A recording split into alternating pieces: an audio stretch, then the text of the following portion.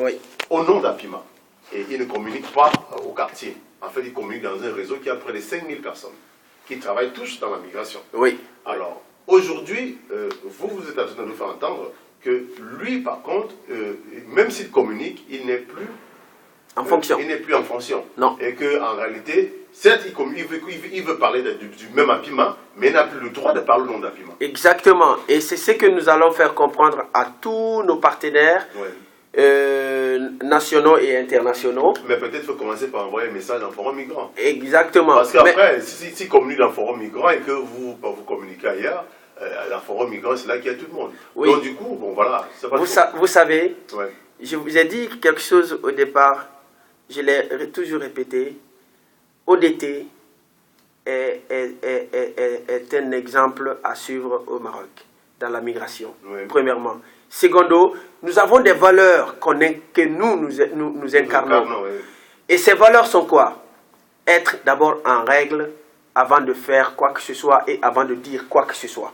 Et quand vous devez le dire, dites-le avec responsabilité et oui. assumez vos responsabilités. Oui. Malheureusement, tout ce qu'il est en train de faire est illégal. Premièrement, il n'a aucun statut juridique, là où il est. Oui. Deuxièmement, le bureau qu'il a composé se trouve à la Wilaya. Nous avons les copies de ces bureaux. Oui. On connaît qui sont dans ce bureau, quels sont ceux qui sont dans ce bureau. Et il n'y a, troisièmement, tout ce qu'il utilise comme le cachet d'Apima, c'était lors du premier mandat qu'on lui avait accordé, qui était un mandat d'1 an qui a pris fin, qui est périmé depuis plus d'un an, presque un an. Malheureusement, il est en train de les utiliser encore illégalement et avoir des textes, des adresses comme ça à tout le monde. C'est une manière de, comme on le dit chez nous, de ne pas baisser les bras. Oui. Mais il est conscient qu'il a déjà perdu la partie. Parce que nous, on attendait avoir tout ce qui est juridique oui. avant de nous prononcer.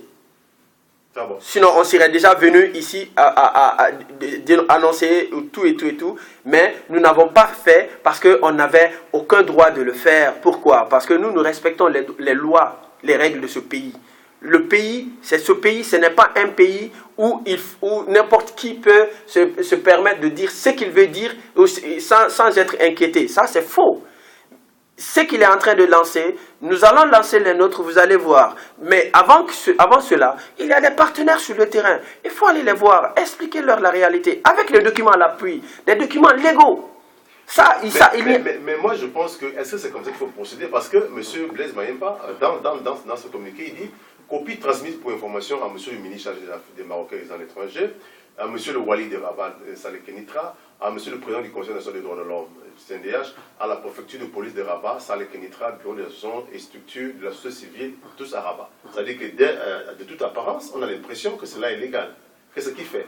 Mais alors, est-ce que parce que s'il continue à communiquer comme ça, il communique, bon, la preuve c'est que parallèlement, dans le même courrier, plus tard, il parle d'un side event.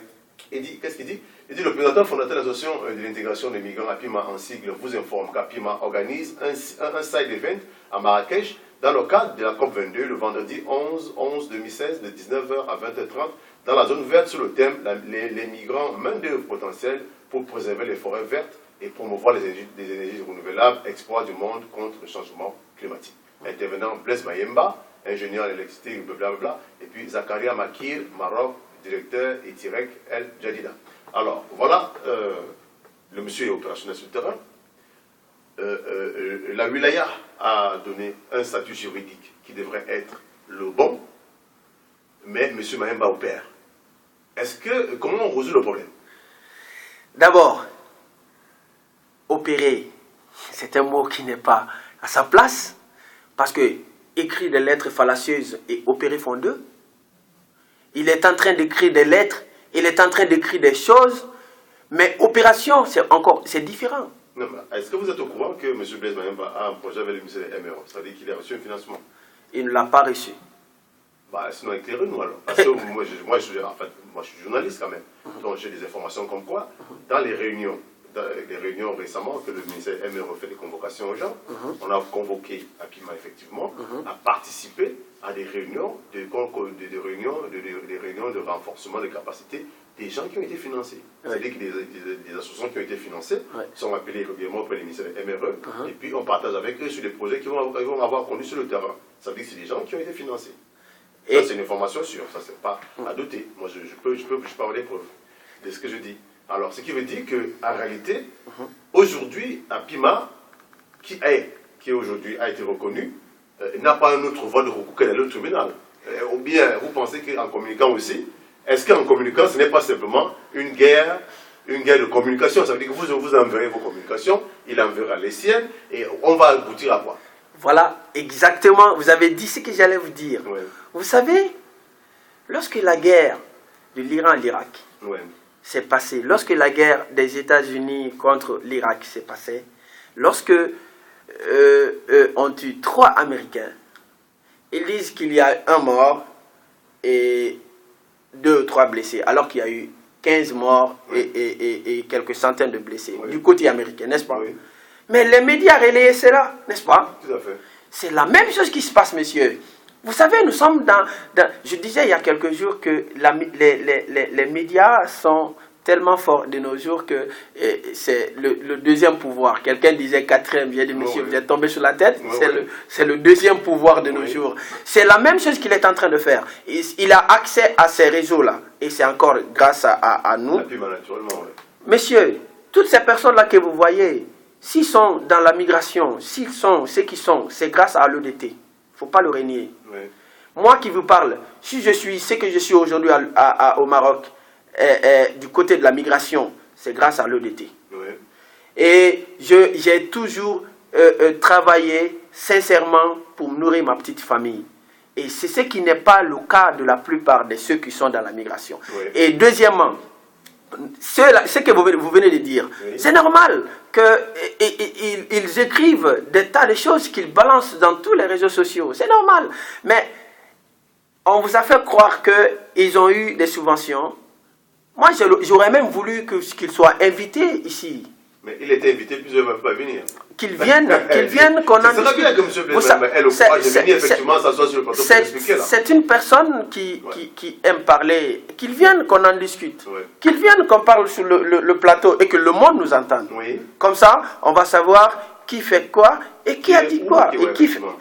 Mais que quelqu'un vienne vous prouver qu'il a eu de l'argent par le biais de l'MRE. Loin de l'argent quand même, mais là on parle de la COP22. La COP22, ce n'est pas un événement qui est fait dans un quartier. Donc on ne peut pas nier qu'il existe. Moi par exemple, nous avons assisté le mois écoulé à une formation qui a été organisée par la GIZ avec le ministère des MRE. Apima avait été invité. Je vous rappelle que l'organisme qui donnait les noms des personnes des associations, c'est le MRE qui proposait des gens.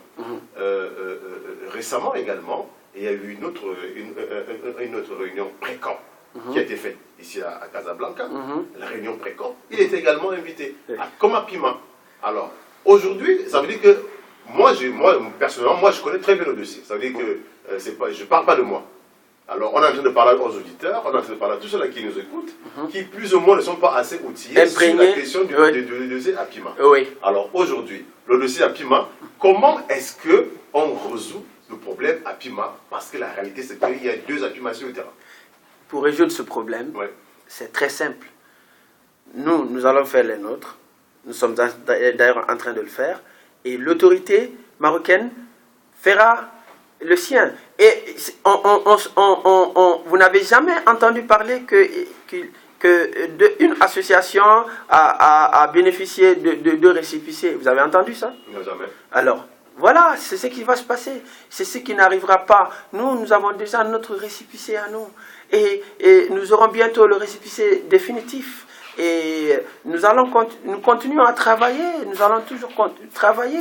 Et les autres, qu'ils se trouvent aussi leur récépissé, qu'ils se trouvent de ce qui est légal. Pour l'instant, la dernière fois, quelqu'un m'a fait lire, parce que moi je n'ai pas vu ce texte, il a écrit sur UMT, un autre syndicat et autres, comme quoi c'est plein d'autres choses. Mais quelques jours après, il a écrit ce texte que vous venez de lire. Je vous assure que ça n'a rien de légal.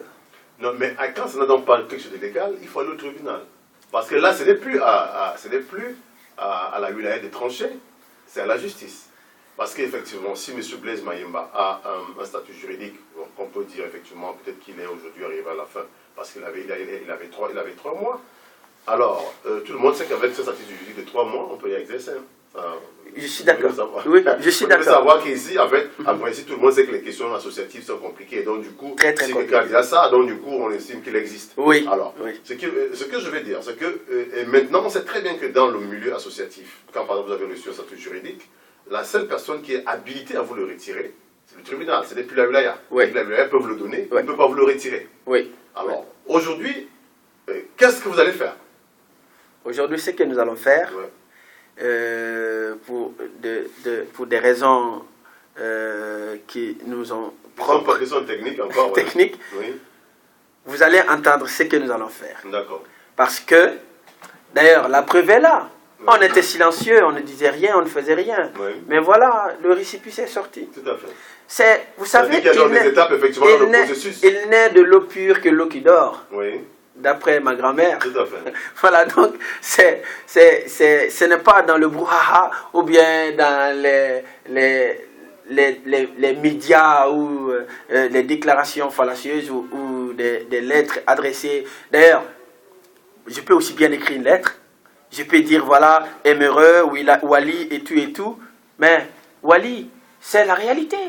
Nous l'avons aussi, nous sommes allés le voir aussi. Il est au courant de tout ce qui s'est passé. Le ministre de l'Intérieur, il est au courant. Nous avons été le voir aussi, avant que notre récépissé ne soit là. Et parce que vous savez, une association ne tombe pas du jour au lendemain. Il y a toute une enquête, il y a des tas de choses, des processus. C'est un long processus pour qu'on vous donne un document légal. Mais on sait très bien que, mais par contre, on sait qu'effectivement l'unité est quand même assez bien outillée, l'unité effectivement peut peser assez lourd. Pour que ça voilà. Mais voilà. Maintenant, parce qu'il faut qu'on retire l'autre statut juridique. S'il y a un autre statut juridique qui circule, ben, ça veut dire qu'il y a un problème. Non. C'est là qu'il y a le problème en fait. D'ailleurs, le problème n'est pas le fait qu'il y ait nouveau. L'autre statut juridique, oui. C'est déjà passé. C'est périmé il y a longtemps. Non, mais vous savez qu'il y a des associations qui existent même sans statut juridique. Et on connaît quelques-unes qui sont dans toutes les associations. Exactement. Donc, il faut faire attention au statut juridique aussi. Exactement. C'est pourquoi je vous rejoins quelque part là-bas en disant que l'association continue parce que les gens ne font pas attention à ce qui se passe réellement. Oui. Et le cas Emereux, la subvention dont vous venez de parler, illustre bien l'un des exemples. Parce que lorsque les gens déposent des papiers, il faut avoir le temps de fouiller et connaître, même faire des enquêtes. Et la police fait bien son travail, elle fait des enquêtes. La police, elle est au courant de ça. Nous étions là, ils sont au courant. Mais pourquoi il interpelle M. Blaise Mayemba pour qu'il vienne remettre le statut juridique? Vous savez, nous n'étions pas encore légal. Ouais. Le mandat était écoulé, n'est-ce pas? Alors, il fallait être en règle avant de faire quoi que ce soit.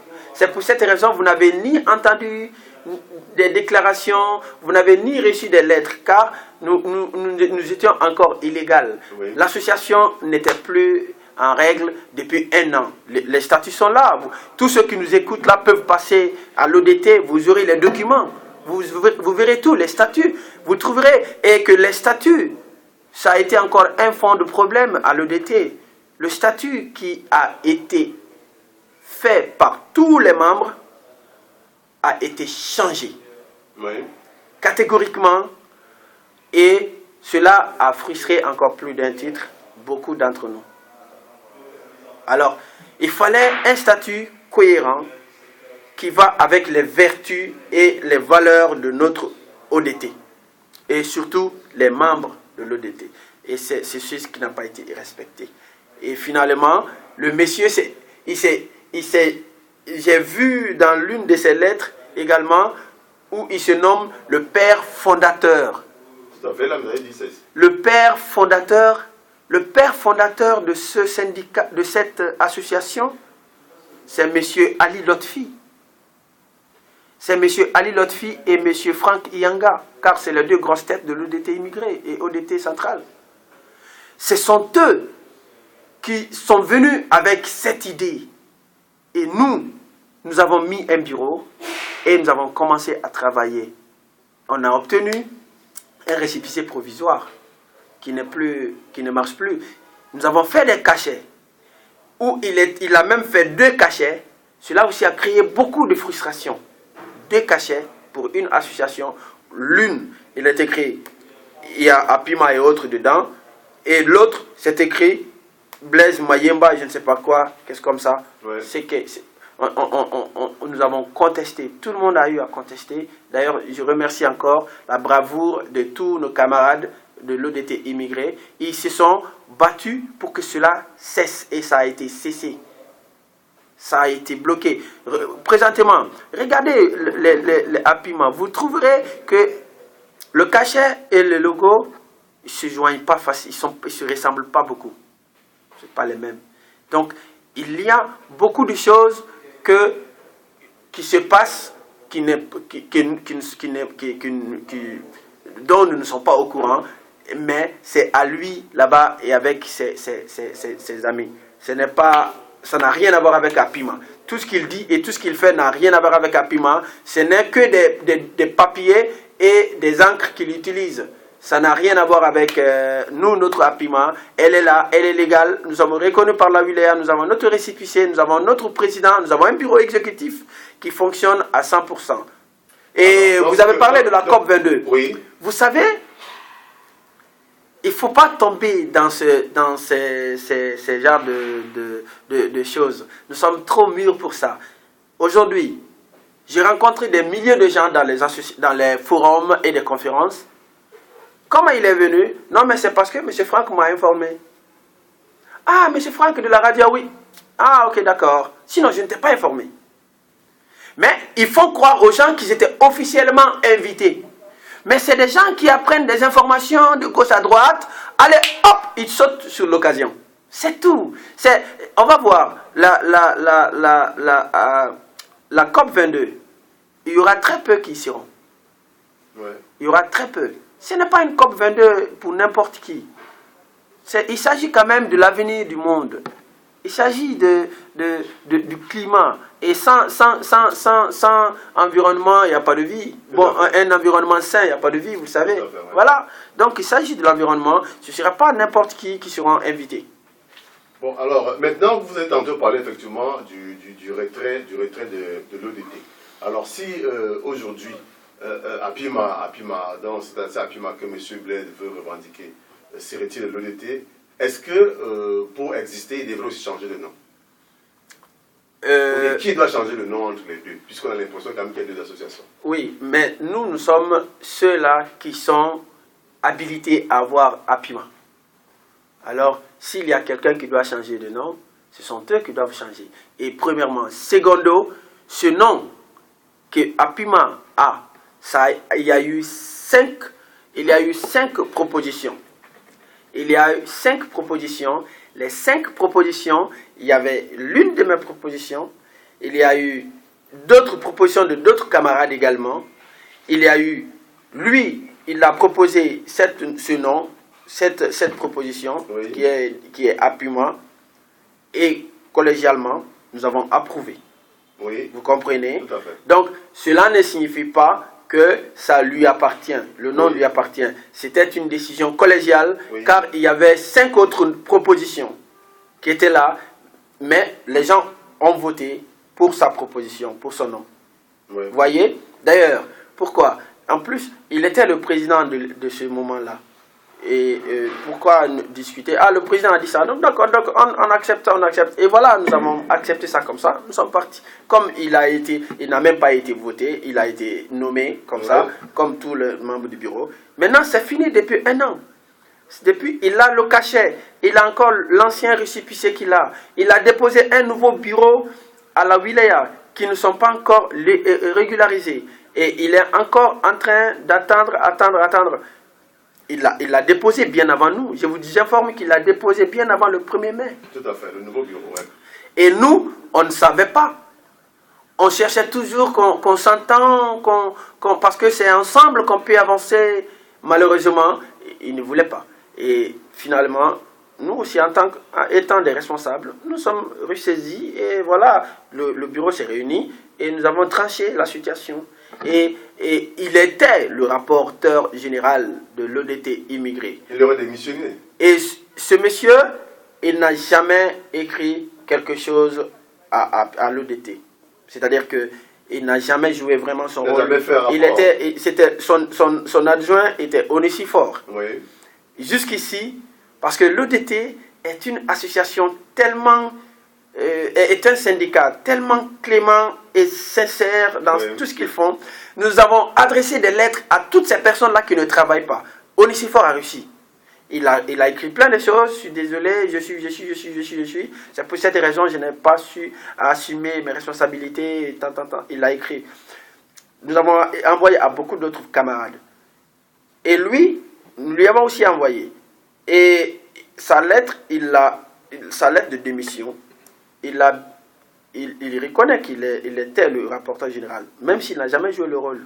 Depuis 1 an et demi, il n'a pas joué ce rôle, parce que, en fait, il voulait être secrétaire général.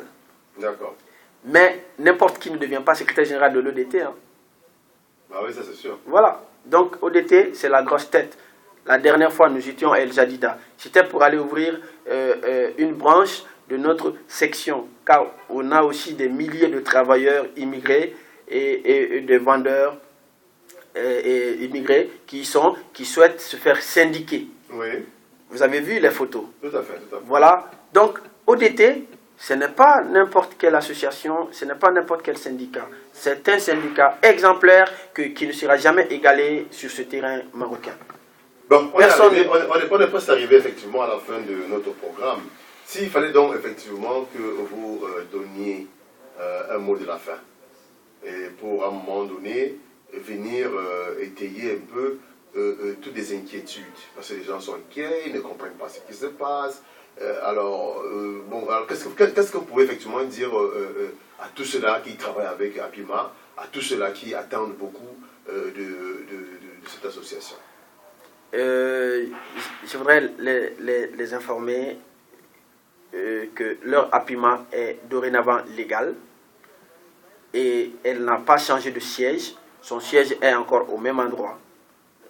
D'ailleurs, la dernière fois, c'est pourquoi Emery nous a adressé la lettre la dernière fois, il y a quelques jours. Emery nous a envoyé la lettre et nous avons répondu encore aussi à Emery, parce que Emery est conscient que là-bas, c'est le siège d'APIMA. Oui.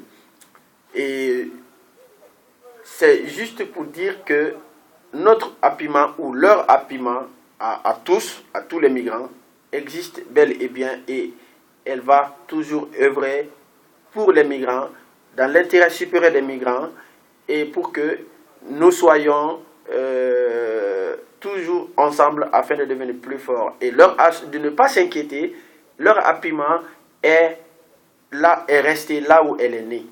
Oui. Elle existe bel et bien encore là. Et la preuve est que la wilaya nous a donné une régularisation, c'est-à-dire une autorisation d'exercer. Et que la porte reste grandement ouverte à toute personne qui souhaite travailler au sein d'APIMA dans l'intérêt supérieur des migrants. Et que toute personne aussi pensant ou espérant s'enrichir au sein d'APIMA, de s'en éloigner, parce que nous ne sommes pas là pour arnaquer, nous ne sommes pas là pour raconter n'importe quoi aux gens, nous sommes là pour un travail sérieux et bien fait. Et c'est avec ce mot-là que je vais aussi remercier les chers camarades de l'ODT immigré et l'ODT central pour leur confiance qu'ils ont eue en moi, en m'envoyer ici le représenter à la radio, et que de se tendre la main ou alors les mains de la fraternité d'amitié afin de devenir encore plus fort. Parce que APIMA a besoin de ses membres unis et solidaires afin de devenir plus en plus forte sur la migration. Et les migrants aussi attendent beaucoup d'APIMA. Nous devons les satisfaire, nous devons vraiment subvenir à leurs besoins, Inch'Allah. Et nous demandons aussi à tous les bailleurs de fonds qu'ils sachent qu'il n'y a qu'une seule association du nom d'APIMA. Et qui a son siège ici à l'ODT immigré, et qui a une reconnaissance de l'autorité marocaine qu'on appelle le récépissé, et qui continue à travailler et qu'elle est présidée par un certain monsieur Yacoub Silla, Cheikh Yacoub Silla, il est secondé par monsieur Bobo. Et l'APIMA encore, elle est composée de plusieurs nationalités comme ODT. Et nous sommes au moins 6 à 7 nationalités dans cette association, et il y a même une marocaine. Donc, parce que la marocaine en question, elle est l'une des mères fondatrices de cette association. Au départ, elle était là, et d'ailleurs, elle était la secrétaire du bureau sortant. Voilà, donc elle est encore là. Tout le monde reconnaît ce qu'elle fait de gros pour l'association de tous les jours. Nous la remercions d'ailleurs pour son engagement pour APIMA et son dévouement et pour cette grande association subsaharienne. Et aussi les camarades qui nous soutiennent tous les jours, Ali Lotfi et sous les consorts, qui sont toujours présents pour les migrants et pour ODT, immigrés et APIMA. Donc c'est avec ce dernier mot que je vais souhaiter bon week-end à tous et à tous. Ok, très bien. Je pense que ça a été un moment assez intense qu'on a partagé comme ça avec M. Abdellah Konaté. Nous avons eu le plaisir d'entendre de la bouche de ceux-là même qui, à un moment donné, sont allés au front pour sauver